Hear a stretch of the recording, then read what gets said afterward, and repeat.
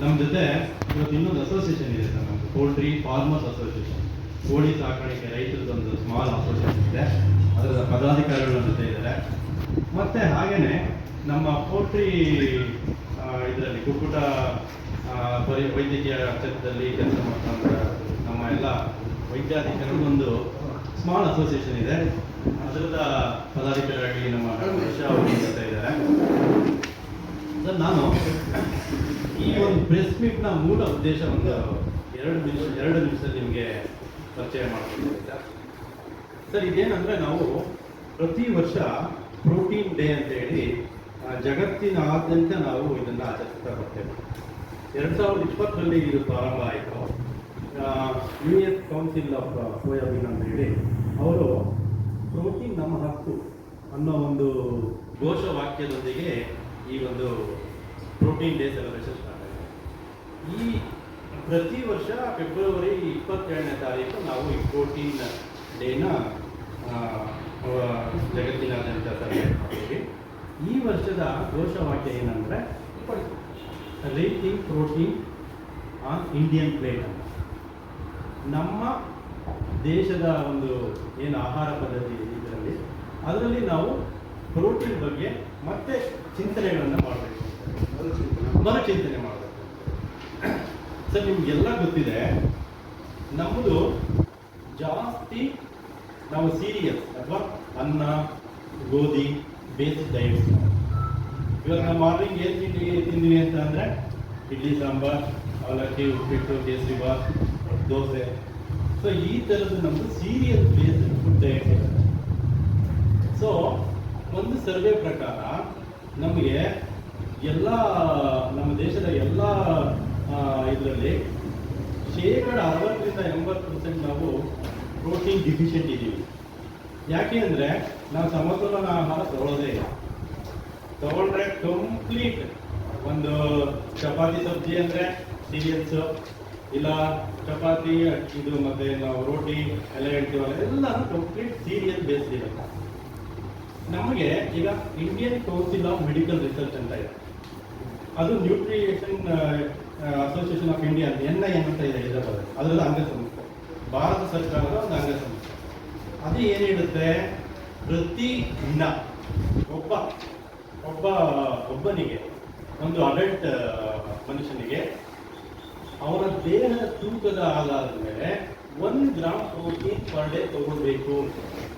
ಈಗ ನಾನೊಂದು 60 kg ಇದ್ದೀನಿ ಅಂದರೆ 60 ಗ್ರಾಮ್ ಪ್ರೋಟೀನ್ ಹೋಗ್ಬೇಕು ಸರ್ ನಮ್ಮ ದೇಹಕ್ಕೆ. ಸೊ ಆದ್ಮೇಲೆ ನಾವು ಸಮತೋಲನ ಆಹಾರವನ್ನು ತಗೊಳ್ಳೋಕೆ ಸಾಧ್ಯ. ಅಂದರೆ ನಮ್ಗೆಲ್ಲರೂ ಬರುತ್ತೆ. ಈಗ ಲೆಗ್ಯೂಮ್ಸಲ್ಲಿ, ಹಸಿರು ಕಾಳುಗಳಲ್ಲೂ, ಮೊಳಕೆ ಕಾಳುಗಳಲ್ಲಿ ಎಲ್ಲದರಲ್ಲೂ ಬರುತ್ತೆ. ಅದನ್ನು ಬಿಟ್ಟು ನಾವು ಆಸ್ ಎ ವೆಟನೇರಿಯನ್, ನಾನು ಒಬ್ಬ ಪ್ರೊಫೆಸರ್, ಪೋಲ್ಟ್ರಿ ಸೈನ್ಸ್ ಡಿಪಾರ್ಟ್ಮೆಂಟು ಅದರ ವಿಭಾಗದ ಮುಖ್ಯಸ್ಥರಾಗಿ ಮತ್ತು ನಮ್ಮ ರೈತರ ಪರವಾಗಿ, ನಮ್ಮ ವೈದ್ಯಾಧಿಕಾರಿಗಳ ಪರವಾಗಿ ಎಲ್ಲ ನಮ್ದೇನಂತ ಅಂದರೆ, ನಾವು ಕೋಳಿ ಮಾಂಸ ಮತ್ತು ಮೊಟ್ಟೆ ಅದರಲ್ಲಿ ಇರುವಂಥ ಪ್ರಯೋಜನಕಾರಿ ಅಂಶಗಳು ಮತ್ತು ನಾವು ಏನಕ್ಕೆ ಅದನ್ನು ತಗೊಳ್ಬೇಕು, ಒಂದು ಅವೇರ್ನೆಸ್ ಕ್ರಿಯೇಟ್ ಮಾಡಬೇಕು. ನಾವು ಎಷ್ಟೆಲ್ಲ ಅವೇರ್ನೆಸ್ ಕ್ರಿಯೇಟ್ ಮಾಡಿದ್ರು ಎಷ್ಟೋ ಸಲ ನಮ್ಮ ಡಯೆಟ್ಸು ಸಮತೋಲನವಾಗಿ ಕೂಡಿಲ್ಲ. ನಾವು ತಗೊಂಡ್ರೆ ಒಟ್ಟಿಗೆ ಪ್ರೋಟೀನ್ ತಗೊಂಡ್ಬಿಡ್ತೀವಿ, ಇಲ್ಲ ತಗೊಳ್ಳೋದೇ ಇಲ್ಲ. ಪ್ರತಿದಿನದ ಆಹಾರ ಪದ್ಧತಿಯಲ್ಲಿ ನಮಗೆ ಅದು ಸಿಗ್ತಾ ಹೋಗಲ್ಲ. ನಾನು ಆಗಲೇ ನಿಮ್ಗೆ ಹೇಳಿದೆ, ನಾನು ಪ್ರತಿದಿನ 60 ಗ್ರಾಮ್ ತಗೊಳ್ಬೇಕು ಅಂತ. ಈಗ ನಿಮಗೆಲ್ಲ ಗೊತ್ತಿದೆ, ಈಗೆಲ್ಲ ನಮಗೆ ಈಗ ನಮ್ಮ ರಾಜ್ಯದ ಎಲ್ಲ ಕಡೆ ಈಗ ಮಾರಿ ಜಾತ್ರೆ ನಡೀತಾ ಇದೆ. ನೀವೆಲ್ಲರೂ ಈಗ 10 days complete feet and X ಇರುತ್ತೆ. ಹಿಂಗೆ ಯಾವಾಗ ತಗೊಳ್ಳೋದು? ಹಿಂಗೆ ತಗೊಂಡಿದ್ದು ಲಾಭ ನಮ್ಮ ದೇಹಕ್ಕೆ ಆಗಲ್ಲ. ನಾವೀಗ 60 ಗ್ರಾಮ್ ತಗೊಳ್ತೀವಿ ಅಂತ ಅಂದರೆ ಅದನ್ನು 3 ಪೋರ್ಷನಲ್ಲಿ ತಗೊಳ್ಬೇಕು. ಬೆಳಿಗ್ಗೆ ಒಂದು 20 ಗ್ರಾಮು, ಮಧ್ಯಾಹ್ನ ಒಂದು 20 ಗ್ರಾಮು, ಸಾಯಂಕಾಲ ಒಂದು 20 ಗ್ರಾಮು. ಈ ರೀತಿಯಾಗಿ ತಗೊಂಡ್ರೆ ಮಾತ್ರನೇ ಅದು ನಮ್ಮ ದೇಹಕ್ಕೆ ಹೋಗುತ್ತೆ. ಇಲ್ಲ ನಾವು ಕಂಪ್ಲೀಟ್ ಏನಪ್ಪ ನಮಗೆ ಪರ್ ಡೇ 60 ಗ್ರಾಮ್ ತಾನೆ, ನಾನು ರಾತ್ರಿ ತಗೊಂಡ್ಬಿಡ್ತೀನಿ ಅಂದರೆ ಅಲ್ಲಿ ಸಿಗೋದು ನಮಗೆ 25 ಗ್ರಾಮ್ ಅಷ್ಟೇ. ನಮ್ಮ ದೇಹದ ಶಕ್ತಿ ಇರೋದು ನೀವು 100 ಗ್ರಾಮ್ ತಿಂದ್ರು ಅದರಲ್ಲಿ 25 ಗ್ರಾಮ್ ಅಂತ ತಗೊಳುತ್ತೆ. ಸೊ ಹಂಗಾಗಿ ನಾವು ಇದನ್ನು ಡಿವೈಡ್ ಮಾಡೇ ತಗೊಳ್ಬೇಕು. ಇಂದ ಮೀಟಿಂದ ತಿನ್ನಬೇಕು ಅಂತ. ಸೊ ಎಗ್ಗಿಂದ ಆಲ್ಮೋಸ್ಟ್ ಒಂದು ಎಗ್ ತಿಂದರೂ ಆಯಿತು. ಮತ್ತು ನಮಗೆ ಮೀಟಿಂದ 30 ಗ್ರಾಮ್ ತಗೊಳ್ಬೇಕು. ಮತ್ತು ಪಲ್ಸಸ್ ಇಂದ ಇಷ್ಟು ಎಲ್ಲ ಅದು ಬ್ಯಾಲೆನ್ಸ್ ರೇಷನ್ ಅದು ಪ್ರಿಸ್ಕ್ರೈಬ್ ಮಾಡಿದೆ. ಸೊ ಹಂಗಾಗಿ ಈ ಒಂದು ವರ್ಲ್ಡ್ ಪ್ರೋಟೀನ್ ಡೇ ಸಲುವಾಗಿ ನಾವು ಏನಂದ್ರೆ ಅವೇರ್ನೆಸ್. ಸೊ ಪ್ರೋಟೀನ್ ಒಂದು ಎಗ್ ತಿನ್ನೋದ್ರಿಂದ ಮತ್ತೆ ಒಂದು ಮಾಂಸ ತಿನ್ನೋದ್ರಿಂದ, ಅದರಲ್ಲೂ ಎಲ್ಲ ಹೆಣ್ಮಕ್ಳಿಗೆ, ಗರ್ಭಿಣಿಯವರಿಗೆ, ಮತ್ತೆ ಶಾಲಾ ಮಕ್ಕಳಿಗೆ, ಒಂದು ಬ್ರೈನ್ ಡೆವಲಪ್ಮೆಂಟ್ಗೆ ಇದೆಲ್ಲ ಪ್ರೋಟೀನ್ ಅನ್ನೋದು ನಿಮ್ಗೆ ಎಲ್ಲರಿಗೂ ಬರ್ತದೆ. ಒಂದು ಎನ್ಸೈನ್ಸ್ ನೀವು ಏನಾದರೂ ಹೇಳಿ ಅದಕ್ಕೆ ಪ್ರೋಟೀನ್ ಬೇಕೇ ಬೇಕು. ಸೊ ಇದು ಎಗ್ ಮುಖಾಂತರ ತಗೊಂಡ್ರೆ ನಮಗೆ ಈಸಿಯಾಗಿ ಅಫೋರ್ಡಬಲ್ಲು ಮತ್ತೆ ಬೇಗ ಡೈಜೆಷನ್ ಆಗುತ್ತೆ. ನಿಮ್ಗೆ ಎಗ್ ಮಾತ್ರನೇ, ನೀವು ಎಗ್ 100 ಗ್ರಾಮ್ ತೊಗೊಂಡ್ರೆ 98 ಗ್ರಾಮ್ ದೇಹಕ್ಕೆ ಹೋಗುತ್ತೆ. ಅದಕ್ಕೆ ಅದನ್ನು ಹೈ ವ್ಯಾಲ್ಯೂ ಅಂತ ಹೇಳ್ತೀವಿ, ಹೈ ಬಯಾಲಜಿಕಲ್ ವ್ಯಾಲ್ಯೂ ಅಂತೀವಿ.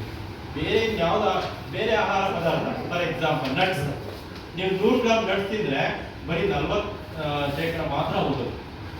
ಮಟ್ಟೆ ಹಂಗೆ ತಿಂದರೆ ಸಿಗೋಲ್ಲ. ಅದು ಬೆಂದಾಗ ಮಾತ್ರನೇ ಅದು ಬಯೋಟಿಕ್ ಬೈಂಡ್ ಆಗುತ್ತೆ, ನಮ್ಮ ದೇಹಕ್ಕೆ ಸಿಗುತ್ತೆ. ಸೊ ಹಾಗಾಗಿ ಯಾವಾಗಲೂ ನಾವು ಮೊಟ್ಟೆಗಳನ್ನು ಬೇಯಿಸಿದ ಮೇಲೆ ತಿನ್ನಬೇಕು. ಸೊ ನಾವು ಒಂದು 7 to 8 ಮಿನಿಟ್ಸ್ ಬಾಯ್ಲ್ ಮಾಡಿಬಿಟ್ರೆ ನೀಟಾಗಿ ಬಾಯ್ಲ್ಡ್ ಹೇಗಾಗುತ್ತೆ ತಿನ್ನಬೇಕು.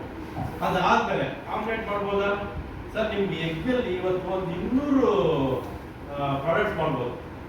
ಸೊ ಅದೆಲ್ಲ ನಿಮ್ಮ ಅನುಕೂಲಕ್ಕೆ ತಕ್ಕನಾಗಿ, ನಿಮ್ಮ ಟೇಸ್ಟ್ ತಕ್ಕನಾಗಿ ಮಾಡ್ಕೊಳ್ಬೋದು. ಬಟ್ ಏನಂದರೆ ನೀವು ಡಯಟ್ ಕಾನ್ಸಿಯಸ್ ಇದ್ದಾಗ ನೀವು ಜಾಸ್ತಿ ಆಯಿಲ್ ಫ್ರೈ ಮಾಡೋದು ಎಲ್ಲ ಮಾಡಿದಾಗ ಮತ್ತೆ ಅದು ಬೇರೆ ಥರ ಡಿಫರೆನ್ಸ್ ಆಗುತ್ತೆ. ಸೊ ಹಾಗಾಗಿ ನೀವು ಬೇಯಿಸಿ ಬಟ್ಟೆ ತಿಂದರೆ ಒಳ್ಳೆಯದು.